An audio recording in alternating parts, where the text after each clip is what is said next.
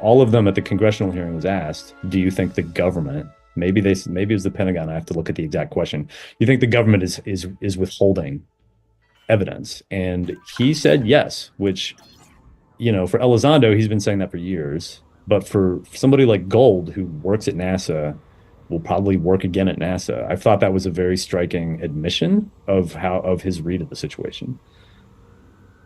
Very fair answer. Yeah, a very balanced answer. Because there's been lots of, like we saw Bill Nelson, I think in 2023, saying we've never seen anything at all ever, and yet there's always these accusations that pop up of like missing photographic plates at the times of big, what we'd call a flap and stuff like that. So it's I'm from a very personal level. I mean, if I worked at NASA, every lunch hour I'd be down there in the archives trying to find something cool. So it just seems weird that nobody's taken that kind of personal investment to just get stuck in and see what they can see, because like with the Chinese spy balloon thing from a couple of years ago. I mean, we were Hmm. saying, oh well, we sort of had this like a high pass filter, if you like, on the radar Right. that only looks for fighter planes, and anything smaller than a plane just gets like filtered out. But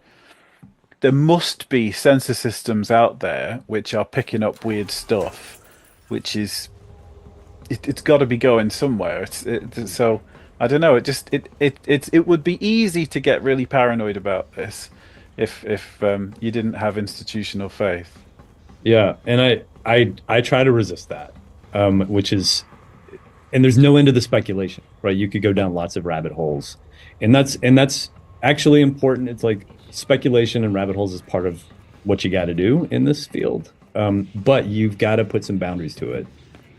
So that's what I try to do, and I just try to stick with what's in the public record. That's interesting enough. There's a lot there, and but again, that's the $10 million question, right? Like, and it's true as it'll especially come to the floor with the new Trump administration, right? Because you now have people in power in these offices where we assume this evidence is maybe, who have said that they're interested in maybe finding it, right? So you've got Tulsi Gabbard, who was confirmed today, so she's going to be the DNI. You've got the new CIA director, which is Ratcliffe. He's not said much about UFOs Welcome to Apex publicly, Interstellar. but he did sort of have Where that. would- He did. I hope He we was can on get Fox some- during the Biden administration saying, there's something to this. You've got Rubio at State Department. If those three got together and said, okay, what do we, how would we go about this? Let's try to find what you're saying. Go into these records that let's try to find it and then see if we can get Trump to declassify it. None of these guns If are they leaking did out. that, would it be that easy? Right? Is it just there? Is it just like in the DNI's filing cabinet somewhere in the the basement of the Pentagon? I don't know, because I'm not close enough to that world. I'm not close enough to government work. If you can get Chris Mellon on, he might be able to tell you how easy it would be if you have people at that level that are motivated and interested. But I don't know. I don't know.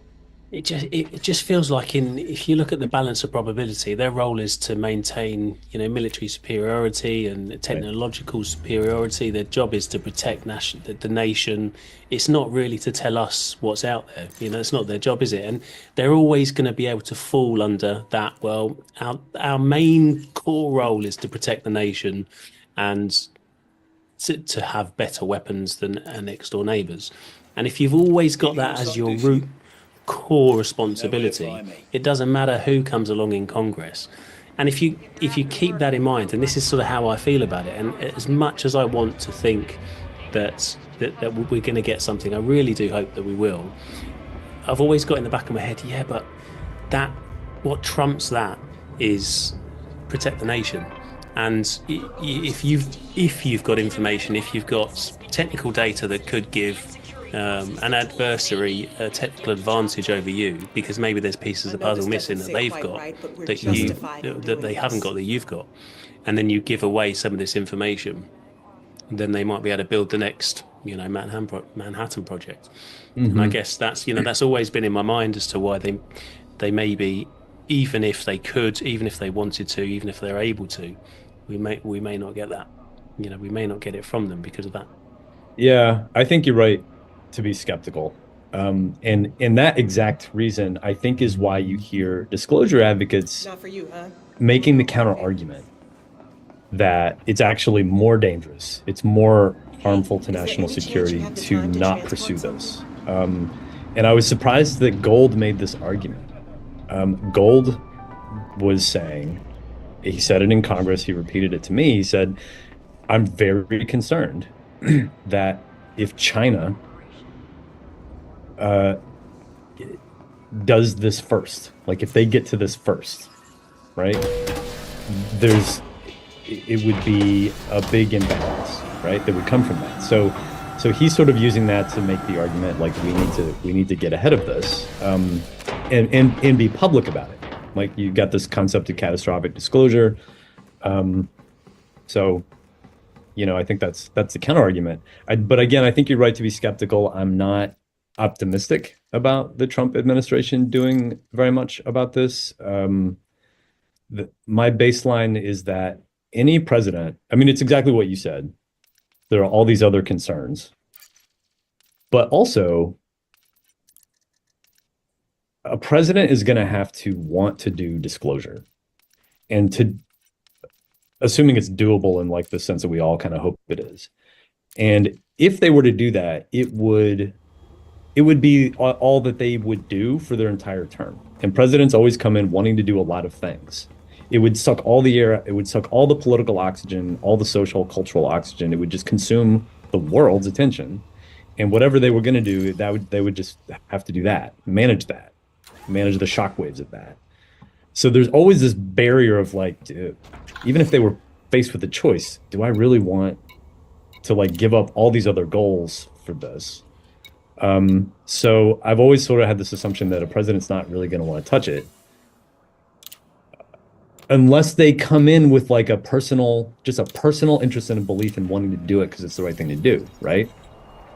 And you've got a couple cases of that. Jimmy Carter apparently felt that way, but not strongly enough to really push when he was pushed back. Um, Bill Clinton might have asked some, he asked some. I mean, they all sort of say they ask, right? But like, how much do they push? It seems like Hillary Clinton was very more motivated than anybody to really try to do something, but she didn't get in. And with Donald Trump, he has been, unlike everything else he says, he has been very clear and consistent. He says, this is not my thing. He says every time he's asked, I don't believe in these stories. Like he doesn't believe in the stories. He does not believe in UFOs. He does not think this is real. Um, and so I don't think he's not going to do anything because he doesn't care about it and he's not interested in it. Um, what people around him do is the thing to watch. But it's just I don't know. It's hard to make a prediction. We've been kicking around the D word. So, how would you define disclosure then? Where's the finish line? Because it seems to be such a Yeah. squishy term and it's so subjective. It just seems like unless we define it, we'll never achieve it.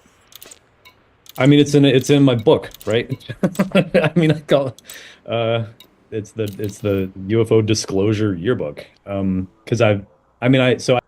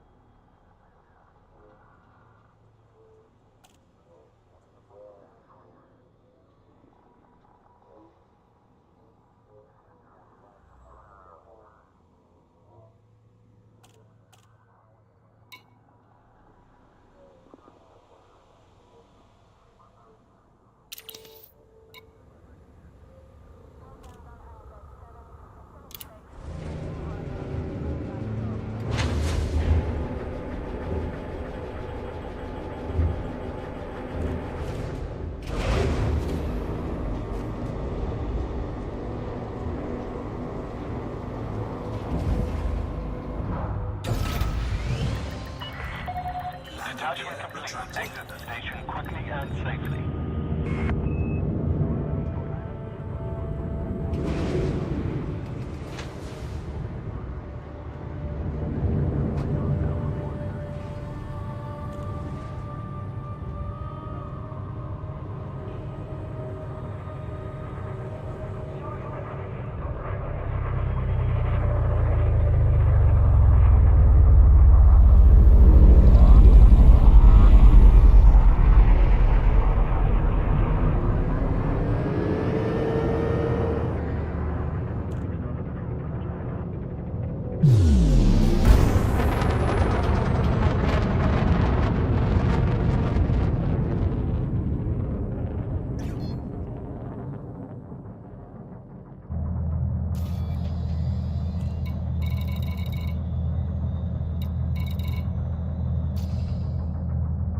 Frameshift drive charging. 4, 3, 2, 1, engage.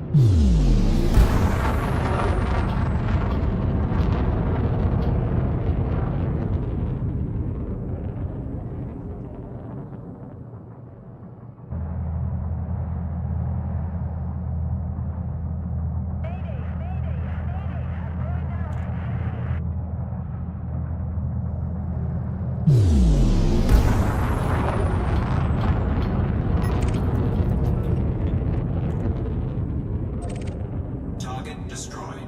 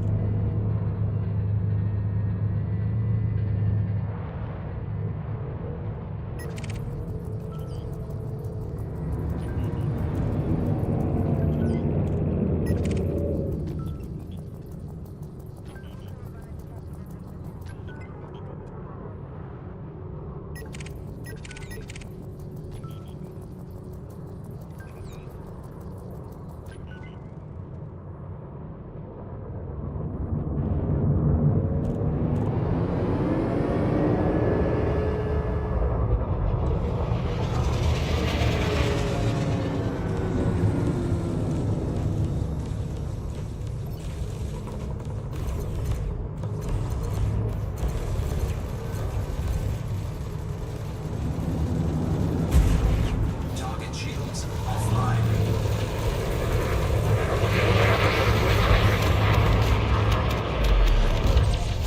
Target destroyed.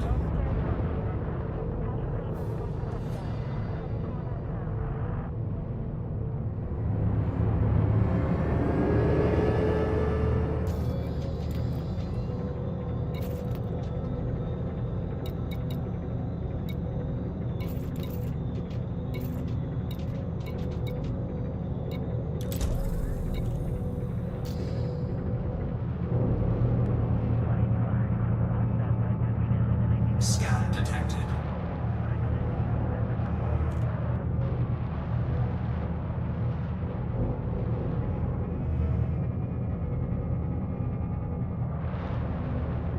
Scan detected.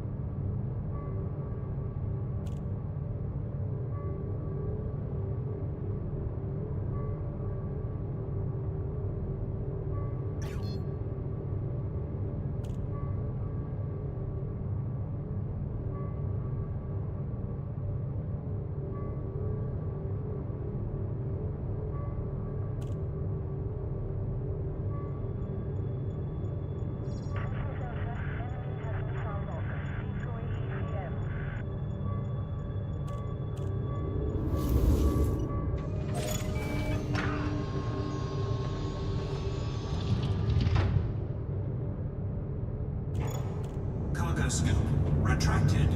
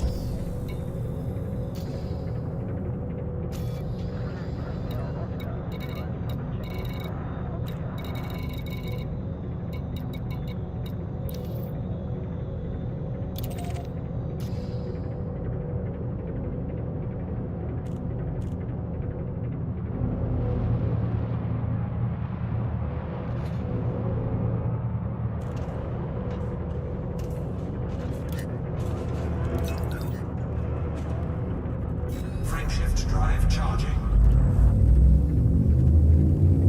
4, 3, 2, 1, engage.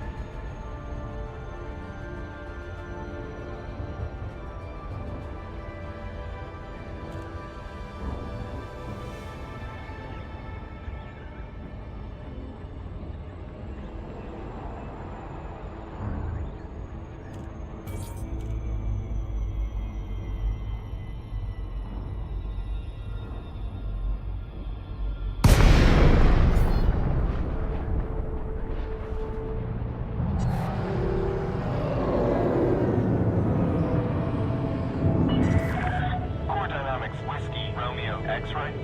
We are happy to have you, Commander. Please note that all station services are at your disposal.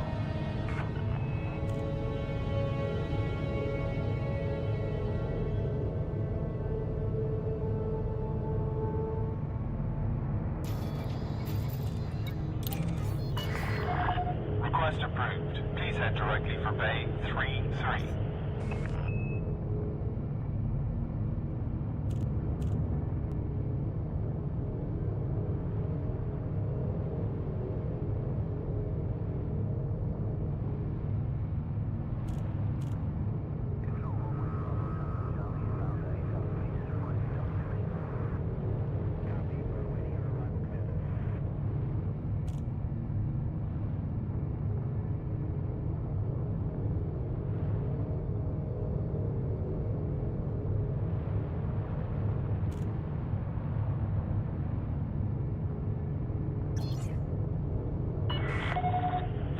Meters from touchdown.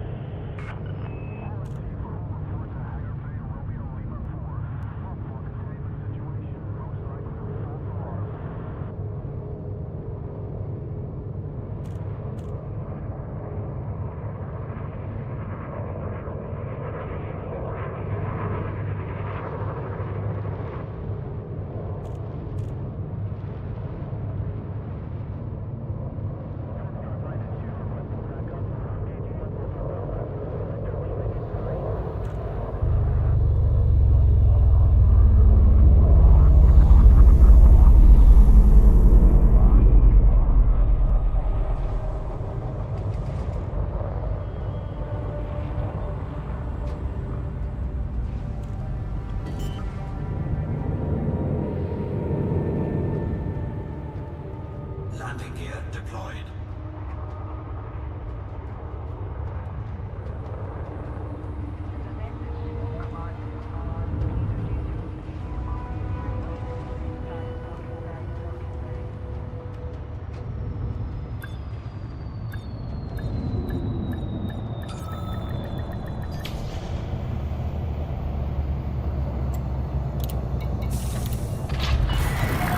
Ship is on the ground. Ground crew dispatched. It's good to have you with us, Commander.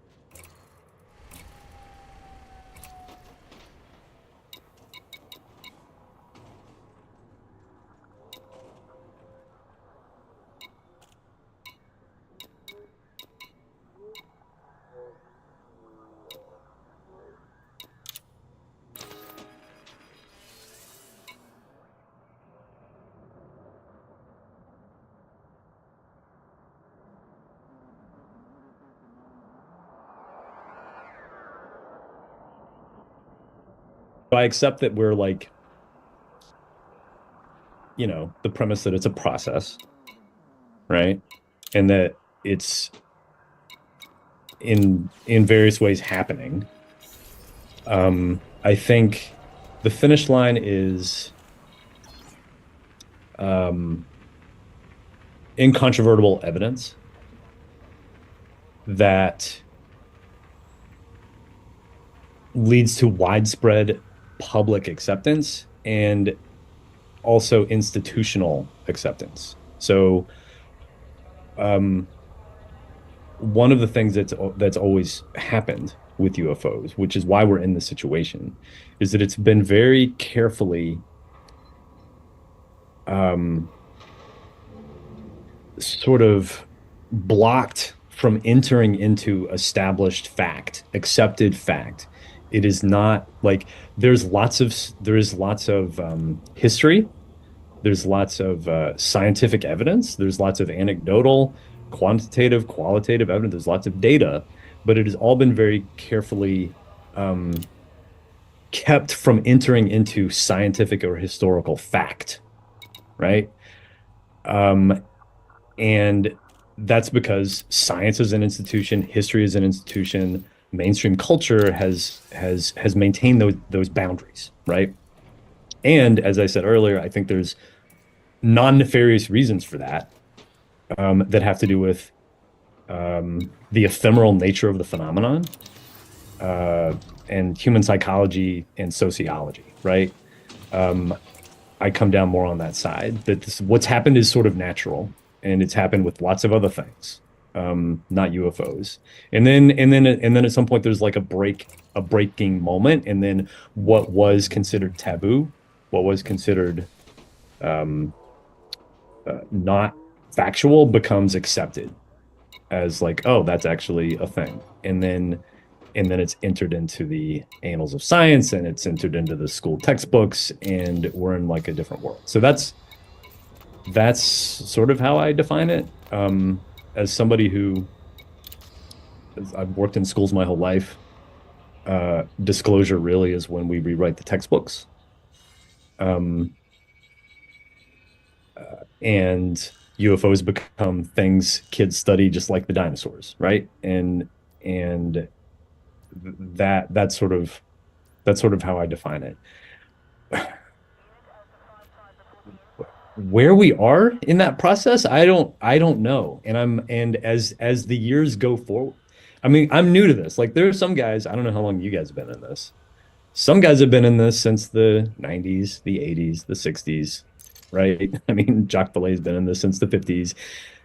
This is cyclical. And I think it's very possible that the level of interest we have, which is ahistorical, like we've never had this level of interest, it could die down, and then we could just go back to where we were before, where, you know, we're on our blogs and or we're on our internet sites, you know, our internet sites, but it's not it doesn't have mainstream purchase anymore. I think that could happen until there's another sighting that's really big, and then it kind of brings us back. Or, you know, optimistically, RO Congress is able to keep it going. It does certainly seem like people in Congress are highly motivated, and this is another thing I track in my congressional archive, is every year there's more of them. Like, it's not a small number.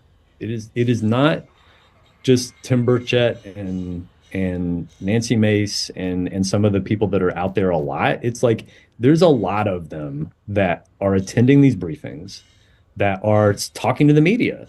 And every year there are more. So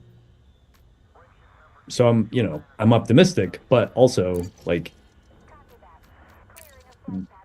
the pessimism comes from like it won't sustain unless there's more evidence. Makes very good sense, and I love that. I love that disclosures when the history books are rewritten. It's very visual, but it's that's it, isn't it? You know, when we write the history books. Mm-hmm. Yeah, that's interesting. Can I just ask, are you in New Jersey or near to New Jersey? Are you up that way? I'm in New Jersey. You are in New Jersey. I'm in my office in Newark right now. Okay, cool. Which is, you can see New York from here. I never miss an opportunity to ask the question just because we've heard so much about the drones and stuff over New Jersey. What have you seen? Have you seen anything? What's going on over there from your Yeah. perspective? So this is part of the benefit of my approach, is I'm not real heavy on social media. I'm like a print, like print media. I mean, I've got my Substack, but it's like I'm like deep in the text, and I'm slow. And I think there's a benefit to taking this topic slow and thoughtfully and methodically, and not